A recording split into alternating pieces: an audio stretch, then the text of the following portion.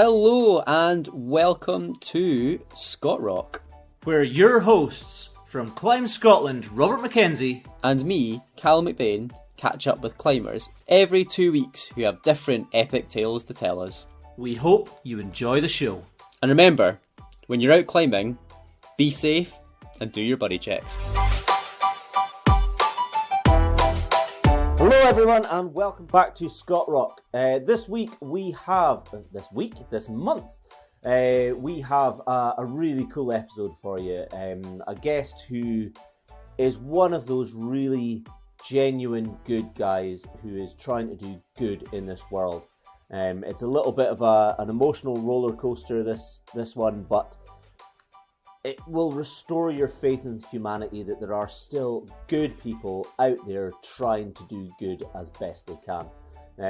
But before we kick off, I do have an apology. I know that this is episode 30, and as promised, every 10 episodes we were going to do a controversial podcast.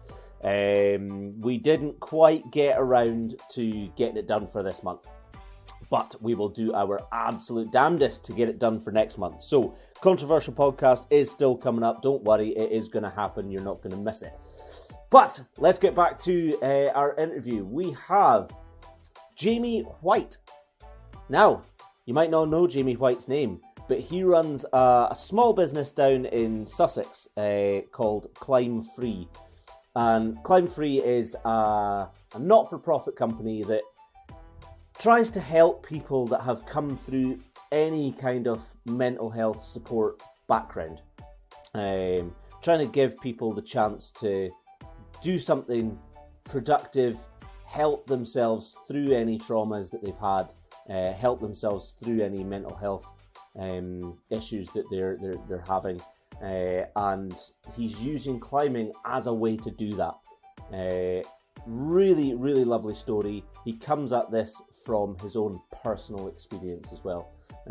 So yeah, a little bit of an emotional roller coaster this one, but will definitely make you feel warm and fuzzy by the end of it. So sit back and enjoy the chat with Jamie White. Sweet, cool, right. So, thanks for doing this. I know it's like totally random. Just for everyone listening, like for a bit of background, I'll probably do this in the intro anyway, but we are here at the Senior World Championships in Ratho, and we have a special guest. As we do, we like to go around and chat to people that have got cool stories, and the guest today has a pretty cool story, a really nice, heartwarming story. Does some good in the world, and we like talking to people who have got some good in the world. So, do us a favour. Give us a little introduction, who you are, what you do, why you're here. Cool. Well, my name is Jamie White. I'm from down in Sussex. That's where I'm based.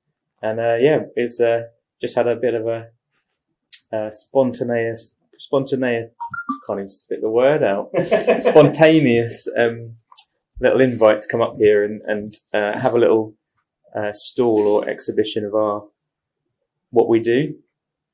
So I have a company which is not for profit called ClimbFree, and the purpose of ClimbFree is to help people with poor mental health or from socio-economically challenged backgrounds access our incredible sport, which is so amazingly being showcased for us out there. Yeah. It's cool that you guys have got a stand here. You described it earlier that you had would you say you bought Zoe rum and coke? Rum and coke. Yeah. The best bribe in the world. Brilliant. That's awesome. I think I owe some more. It's really cool to have you here. So yeah, like you run ClimbFree. Is it just out of one wall at the moment? It is currently. So we've run a pilot session just to try and sort of work out how we can scale it up. Right. But it runs out of a wall down in Sussex, Surrey. That basically is free for anybody to attend. The punches that we have are fundraised by us and the sale of merchandise and just getting our name out there. And then people can come along and attend and enjoy climbing with a little bit of instruction and then a mental health based syllabus that runs alongside it. Cool. Cool. Yeah. So, who are the people that you work with then? Is it people that are, like you said, people that come from, oh God, how do I word this? Any kind of mental health support background, Yeah. and people from a socioeconomic background. But who are the people that generally come and use your service? Well, I guess it sort of come about from my own personal experience, having a history of poor mental health. I was introduced to climbing and, one-on-one make two. And I think a lot of climbers in general use our sport for the benefits that it has for our mental health. Yeah. So the people that attend, to start with, I just wanted it to be a word of mouth thing. I think the best things in life are word of mouth. And I didn't want there to be any, there's already enough stigma around mental health issues. I don't want to then say, you have to prove to us that you've got poor mental health or show us a bank statement or something like that. So we're just running it word of mouth. If you feel you need the service, you can come and use it. And everybody's welcome. That's awesome. Yeah, that's awesome. It's been really well received. So it's cool. Yeah, like I totally appreciate the word of mouth thing. People will do the advertising for you if they feel like what you do is worth it. If it's making a difference. You know? If they're passionate, if people are passionate about stuff, they'll do the advertising for you. And like from that, we've had people that have had an existing background in climbing. Yeah. And conversely, people that have no history in climbing at all, that have literally just coming off the street, either been invited by a friend that does climb, or just heard about it somehow. That's awesome. It's amazing. Yeah. So yeah. And how many people have you had so far? Good question. Ooh. See if I can. Here we go. On the spot. Rack some Here we go. I think in total, in the first 10-month period, we had over about 350 individuals. Yeah. And there's a core base. 350? Yeah, it's really good. Those are awesome numbers. Yeah. And then we've had a core of people that are there, weekly. Yeah. And I think I told you earlier that what's been really good is that we've got a conversion rate. That's totally the wrong word I want to use, but people that have become monthly members of the climbing wall anyway. Yeah. So it's about 75% of those people are now monthly members. See, when you told me, obviously we had a chat earlier, you said 75%. I didn't realise it was 75% of 350 people. Well, there's a core, so some of those people have return, I don't know, once a month. Yeah. Some of them have got some serious social anxiety and stuff, so they're not there weekly. Yeah. Some of them are there weekly. Some have obviously been and decided it's not quite for them. Yeah. But I think that was our reach in those first 10 months. I mean, for 10 months, that's a huge impact to have. Yeah. Like, a lot of organisations for 10 months, if they impact 15 people, they take that as a success, because at least they've impacted the lives of some people. Yeah. That's huge numbers you guys are working with. I think that's sort of, again, what's given me this push is that mental health around the world, and specifically, obviously, in this country, is at an all-time, peak. I think with the push of mental health awareness in the last few years, the more awareness there is, obviously the more influx there's going to be. Yeah. And rather than now raising awareness, I think we need to have a service or a product that is going to help people, deal with some of those issues that they're now have arisen or they're aware of. So. Yeah, no, absolutely. Like putting things on, I think we described it yesterday as putting things on that give people an opportunity to help themselves. Yeah, for sure. It's not a service that's there to help you. No. You make the step, you come along. There's an opportunity here for you. You take that. Climbing's just the vessel that gives you that help. Absolutely. Yeah. I was explaining a little bit about my backstory. So my parents separated when I was quite young, about 10, and then from about 11 onwards I got heavily involved in drugs. And was a serious drug abuser till about the age of 17, 18, at which point, very randomly, as I was trying to exit that social group to get away from the drug scene, one of my friends decided to take me to, at the time, our local climbing wall, which was a tiny little shed. It was the only one near us by a long way. And I just fell in love with it. That was the first time I had encountered a sport that allowed me to switch off the busyness of my brain Yeah. and give me a bit of rest. And yeah, so I just loved it. He never went again, Really? and that was Wow. it. And sorry. It just grabs people in different ways. Yeah, it doesn't. Yeah. I think it really appeals. Well, like I say, it appealed to me because I had such a noisy mind. Trying other sports like running, which is often associated with mental health charities. It's awesome, but it gives you a lot of time with your mind. Mm. And if your mind's, in a dark place or busy, it's not the best thing. Yeah. So yeah, climbing just fit me. But then although it was a really wonderful community and I'm really good friends with them now, at the time it was quite awkward and difficult to try and gain access to that social group. Right. As an outsider, and it took quite a long time to, gain their friendship and trust and whatnot. And so I just wanted to create a service and a space where people maybe didn't quite have to have that difficulty of turning up into an environment that might be intimidating or unknown, and then also being faced with a lot of people that are comfortable in that environment. Yeah. So if we can have somebody, so like I instruct the session, and so I'm there as a friendly face each week, and they know that I'm always going to be there. So they know there's at least one person they can come and talk to, and then I can introduce them to other regular climbers of that climbing wall, and other staff members of the climbing wall. Yeah. And from there they can start to become comfortable and safe in that space. Yeah. Like climbing's the climbing community is, I've always hoped and felt that it's a massively inviting community. Everybody's lovely in it, but each group still needs at least that one person that is going, oh, hey, how are you? Come and join us. For sure. And not every group has that. Yeah, a lot of people, a lot of groups that go climbing, a lot of friend groups, this is our friend group, we go climbing.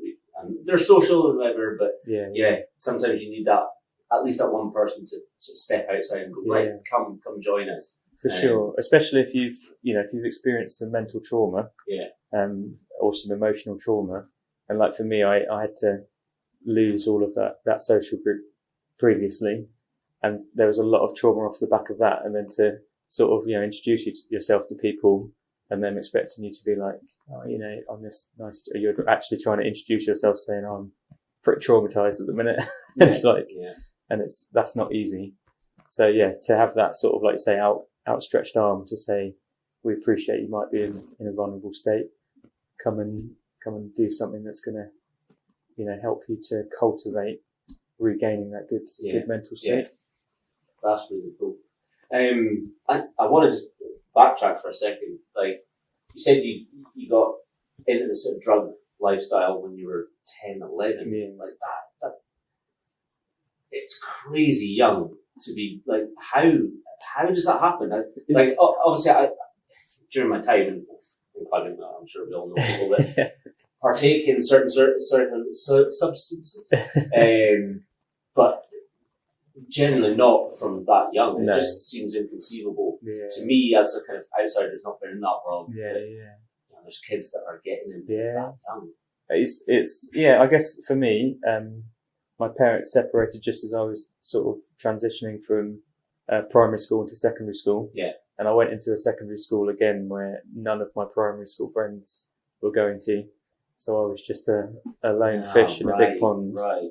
And because of the emotional trauma of my parents separating, I just gravitated towards perhaps the worst company. And just got into things like that. And spiraled. Used it obviously as a cover up for emotional issues.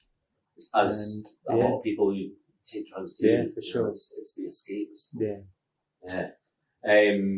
You said like when you were into it till like 17. You said? Yeah, it's about 17, 18. And that's when you kind of got introduced to climbing. But what was it that made you think I need to do something? Like something needs to change. If you don't mind me asking. Yeah, no, absolutely. I mean, I'd lost a few friends to drugs and nearly lost my life countless times.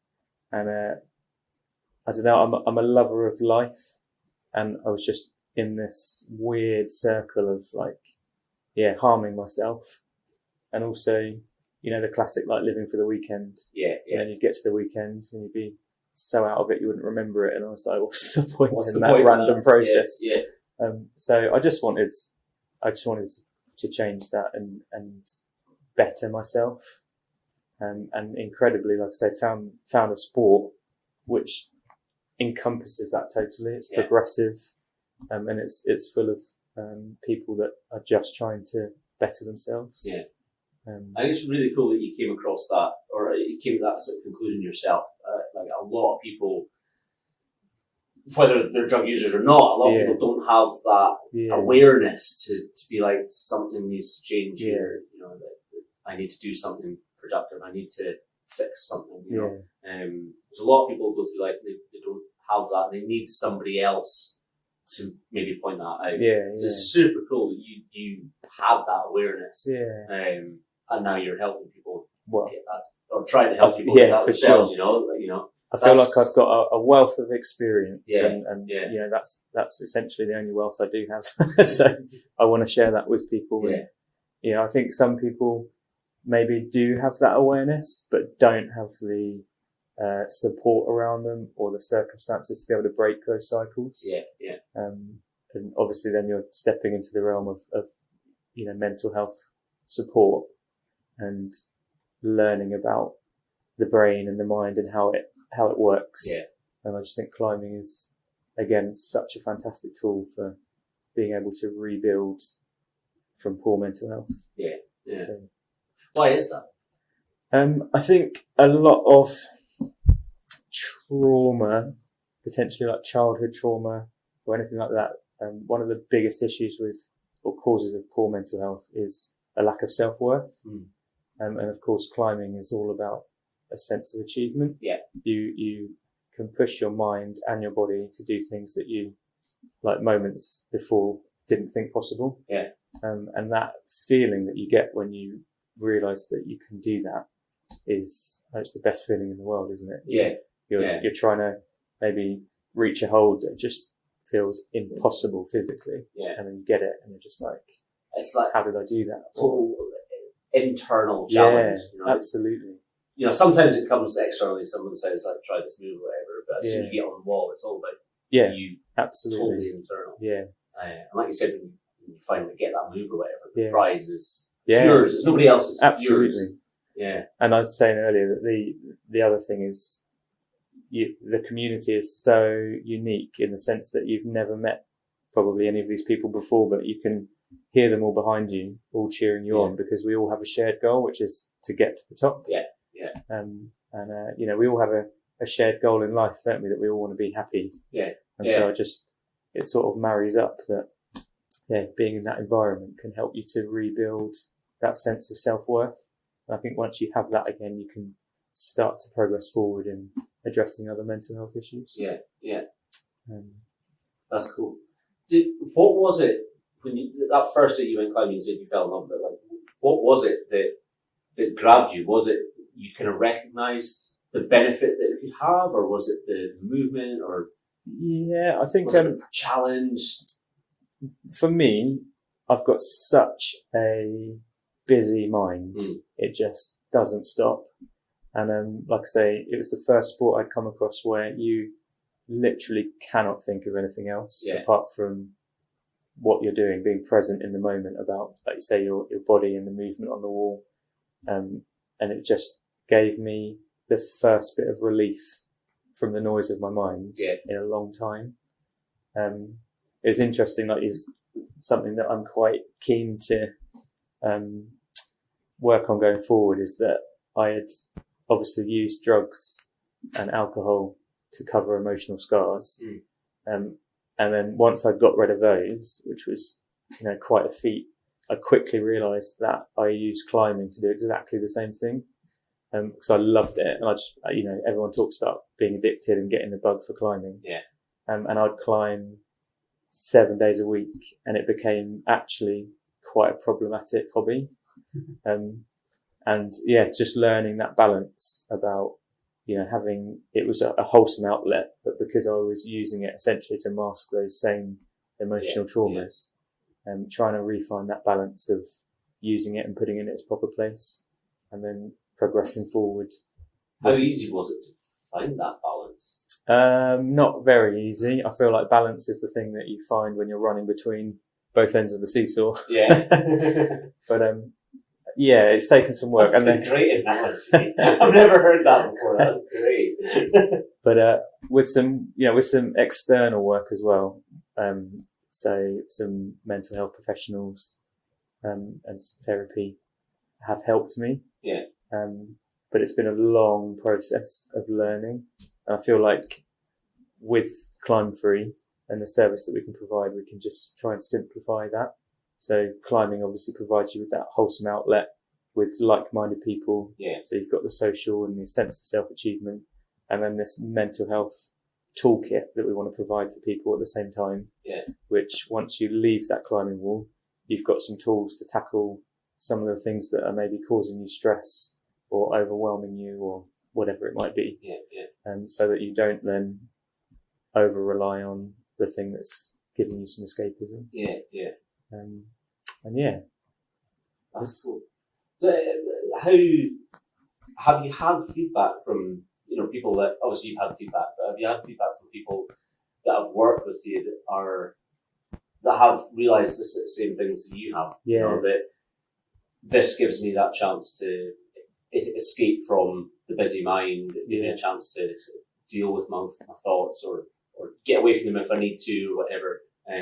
But it's a balance. Yeah. Have you found people going through the same thing? We've had some pretty extreme examples, which they have been the most incredible people, being open. I think that's another big thing, isn't it? About being open about our own personal experiences. Makes it more human and makes it more understandable for other people to then be open and whatever. Yeah. And these guys have been amazing. They've come from some pretty dark places. They've been quite open about talking about that they've been close to taking steps of self-harm and suicide, and that this service has literally changed or saved their lives. Yeah.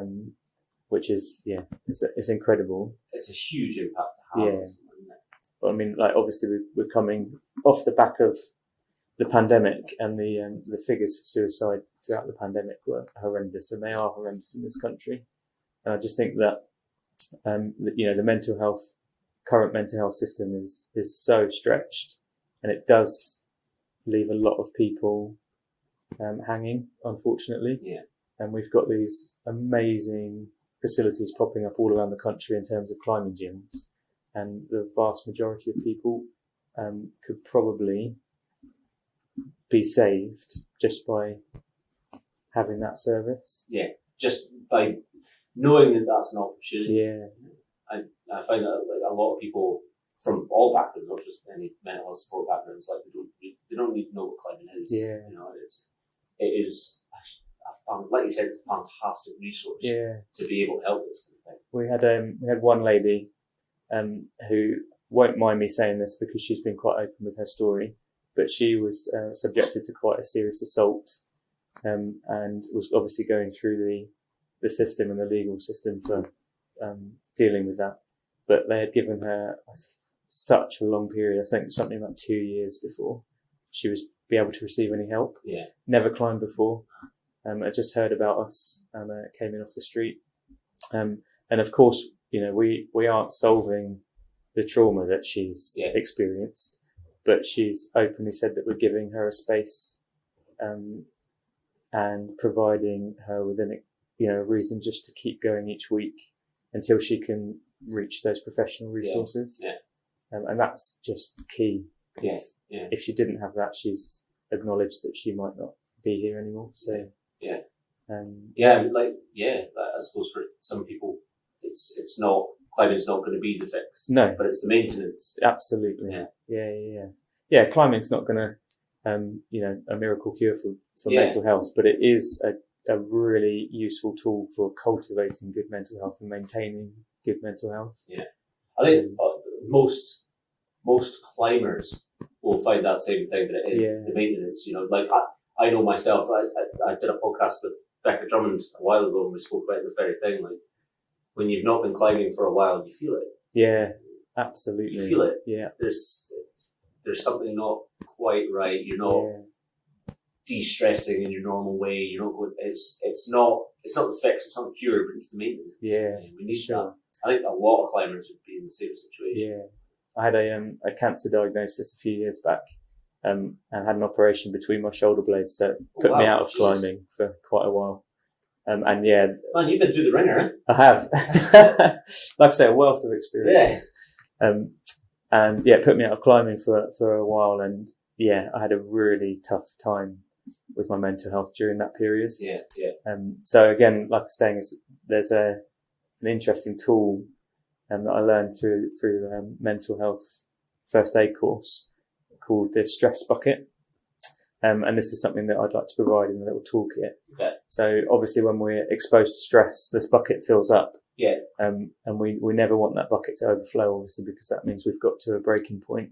So we attach taps to the bottom of the bucket, and we open those taps to release the pressure. Yeah. And obviously climbing is one of those taps. One of the keys to the taps. Obviously some people use, or abuse drugs and alcohol as a tap, and that's perfectly fine as an outlet, but whether it's healthy or not is up, maybe something for them to decide. But then it's important, like I said earlier, I got quite addicted to climbing, and it became my only tap. Yeah. So it's important then to try and identify what those taps are, and climbing is certainly one of them for some of us. But then also, can we help people to identify whether it's social, talking with family and friends, or going for a walk, or whatever they enjoy, to make sure they've got all those taps accessible. And I think climbing's, I don't know if you'll know this or not, but climbing's such a varied sport with so many different ways to do it, and there's so many different elements of it that people enjoy. Climbing might be, like you said, the only tap. But because there's so many elements, you can split that into 45 taps. Absolutely. If the thing you actually enjoy is the social side, just going to the boulder wall, you could do that. You could still do that and just not climb. You could do that elsewhere. Yeah. That might be the thing, or whether it's the problem solving part. There's other things in life that can do that. Absolutely. And like, a big one is getting outdoors and in nature. Yeah. And we've got some of the most incredible places in this country and abroad to go and test our skills out. Yeah, exactly. And then, climbing does cover a lot of those bases. It is an incredible sport. So that's why I just want to get it out to as many people as possible. That's really cool. Have you tried, I'm guessing you're sort of mainly bouldering then? Yeah. That's where you started, obviously. Yeah.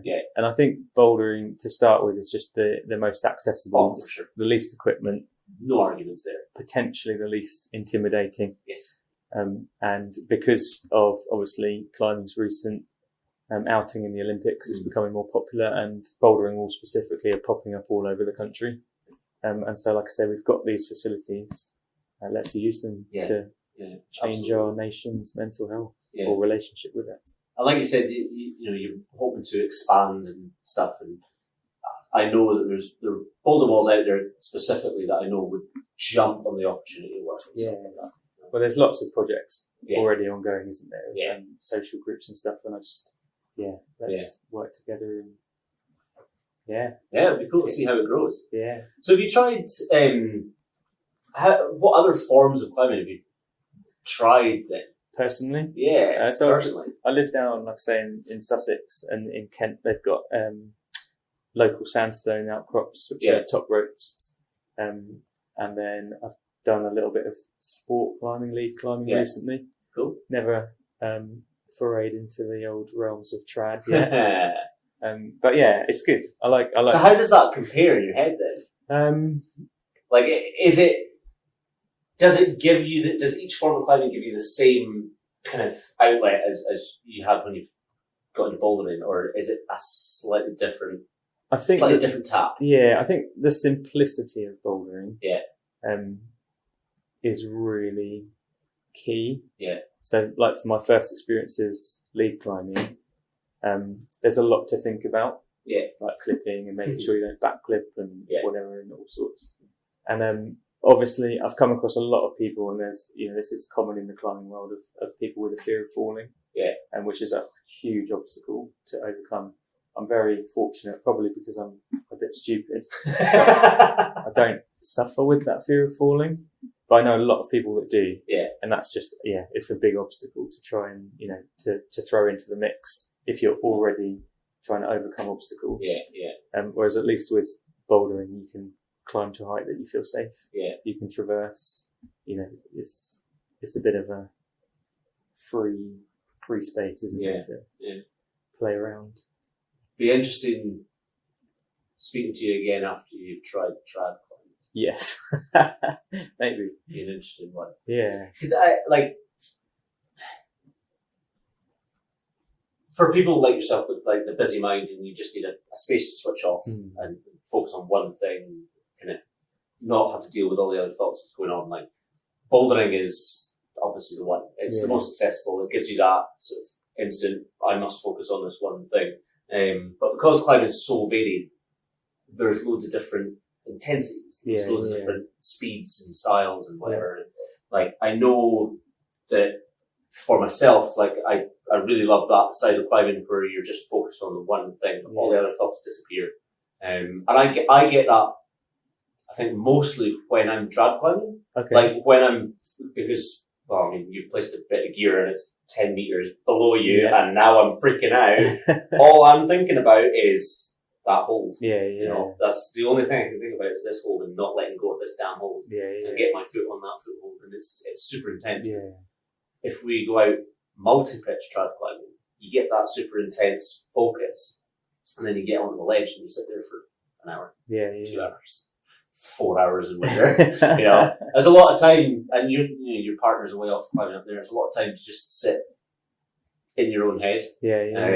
And I really enjoy just that time to, you're on your own on a ledge in the middle of nowhere, totally exposed. You're just going through your own thoughts. I get a lot out of that. And I think a lot of climbers, they get a lot out of that too, just being in that space. But obviously it's not going to be for everybody. Well, I think there's, the common saying, isn't there, that the most productive and progressive space is outside of your comfort zone. And I can imagine sitting on a ledge in full exposure, you're outside of that. And a lot of climbing. Well, not these days. That's where I'm most happiest. But in a lot of climbing, it does push us outside of our comfort zone. And like for me, I was saying, I wanted to find some progression and better myself. And I knew that I'd have to put myself into some uncomfortable situations in order to make progress. But I guess, the service we're providing is just a tiny little bit of hand holding in doing that as well. It's the start of the journey, isn't it? Yeah. I mean, everybody needs a start to the journey. Bouldering's, like you said, that's super accessible. One of our guys that comes is absolutely obsessed with crack climbing now. Just obsessed. I think he wants to become a third member of the Wide Boys. Awesome. We'll have to see if we can introduce him. Send him up this way. We'll find him in the tracks. Yes. That's awesome. And like you say, that he's been with us for the past year. And that's his little journey that he's going on, and he's transformed since I first met him. I think he barely spoke to me, didn't interact with the group. Which is absolutely fine. Like, can't state that enough, that people are allowed to come in and do whatever makes them happy and comfortable. And that was him at the time. And now he's just the most outgoing, lovely guy. He's completely awesome. 180'd. It's cool. It's really cool to see. Really cool. Yeah, like I just said that, climbing's the start, bouldering is the start of the journey, right? But it's your journey. Absolutely. It's you take it wherever you want. You do it at your own pace. You learn whatever you want to do. If you want to just go climbing and not talk to anybody, do your thing. And of course, like I say, we're starting indoors, but the scope to potentially reach the outdoors. I know there are already groups that do outdoor stuff. But outdoors is the dream. That's where it's at. But once you're at the stage of starting to expand and looking at other walls and stuff, the step to outdoor bouldering or outdoor top roping or whatever, like you've got down your way is it's not actually. It might feel intimidating. It's not that big step. In the end, for sure. And it just opens up a whole another world of possibilities. It's important also, like with the indoor facilities we've got, it's a space to teach good etiquette. Yeah. Going straight outdoors, we see a lot of potential poor etiquette, and then Yes. with climbing becoming more popular, our outdoor crags can only take so much traffic, and poor ethics. So it's important to make sure that we maintain, what's important to us in climbing, is just looking after the very thing we get joy from. Yeah. And that's an awesome addition to have in there. Yeah, for sure. It's important to make sure that people that are coming into our sport come in with that same respect and awareness. So yeah. It's how do I word this? People that come in with that addictive personality and abusing climbing as this gets me away from everything. Yeah. Maybe overusing that a little bit, but lots of people go out and just abuse the thing we're playing on as well. For sure. Yeah. And like you said, it's finding that balance of finding the right balance of where climbing's helping you, where you're going down a bit of a rabbit hole. It's finding the balance of how we use this crowd, but still protect it at the same time. Yeah. And I'm sure that the vast majority of people, it's not malicious, like you say, it's just ignorance and trying to provide a space where they feel like they can, maybe ask what could potentially be like a silly question or something, or they feel would be a silly question, and not be judged or anything is exactly what we're trying to do. So that's cool. Have you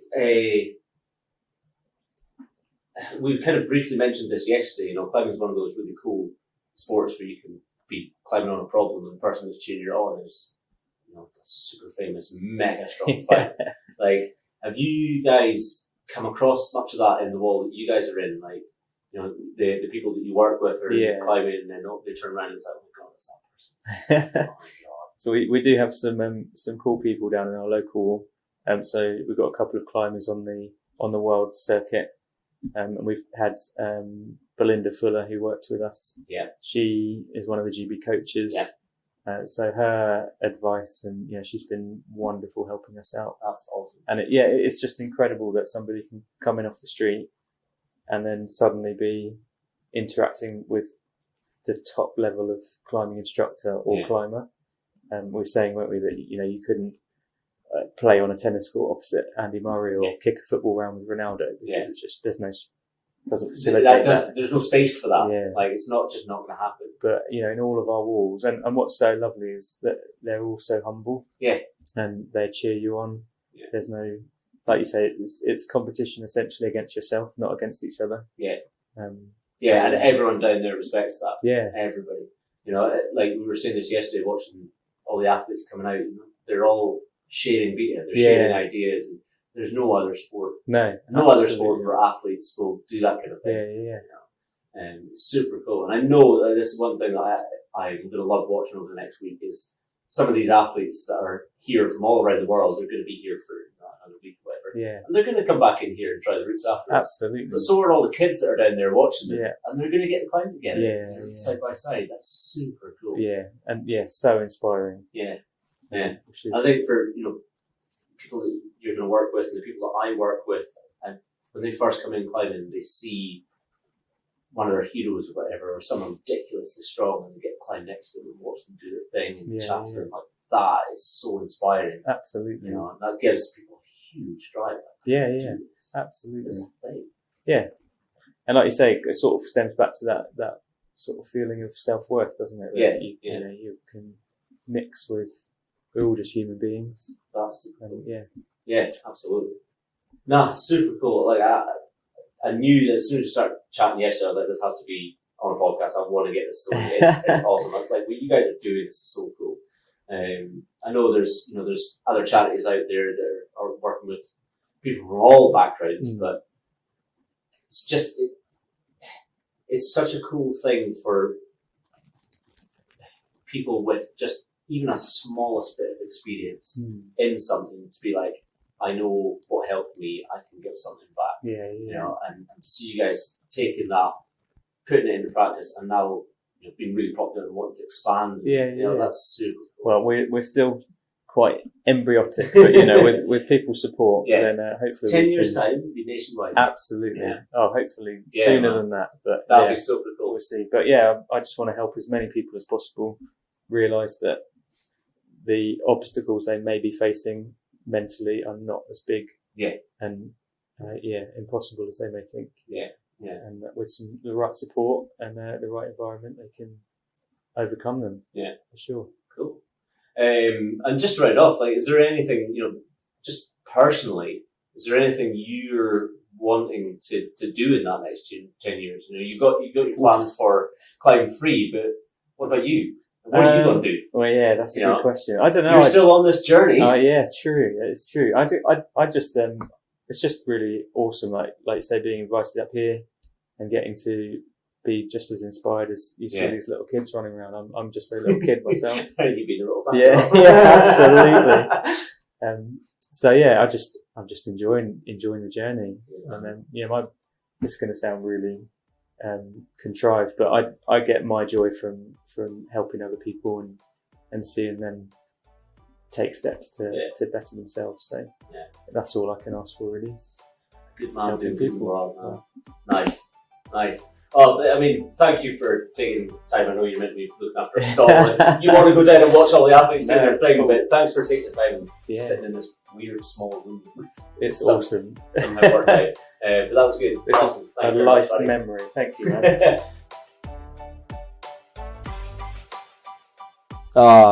I just feel warm and fuzzy after that. What a lovely guy.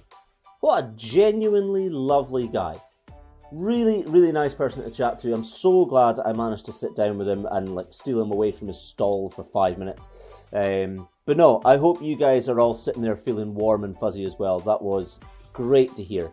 And I know that Jamie is predominantly a boulderer, but when he does get out and he gets on his top ropes, I bet he does his buddy checks. You should too.